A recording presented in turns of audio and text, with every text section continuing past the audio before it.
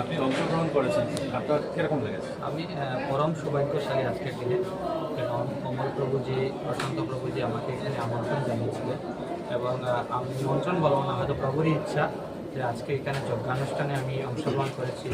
তারপর এখানে প্রভুর শ্রীমূর্তি প্রতিষ্ঠিত হলো, এখানে অংশগ্রহণ করলাম। মহাস্নানের যে অনুষ্ঠান ছিল সেটাতেও অংশগ্রহণ করেছি। এখন প্রসাদ নিয়ে আমি আমার অন্য অনুষ্ঠানে যাব।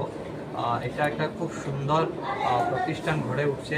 এইখানে যারা জনজাতি উপজাতি বাচ্চারা আছে, এরা পড়াশোনা করবে, তারা এখানে থাকবে, তার সাথে সাথে ঠাকুরের নিত্য পূজা হবে। এখানে আশেপাশে যারা সমাজসেবী আছেন, যাদের ক্ষমতা রয়েছে, তাদের সবাইকে আহ্বান করব যে এই প্রতিষ্ঠানটিকে যাতে আমরা সুন্দরভাবে গড়ে তুলতে পারি, সবাই নিজের ক্ষমতা মতে হাত বাড়িয়ে দেবে। ধন্যবাদ।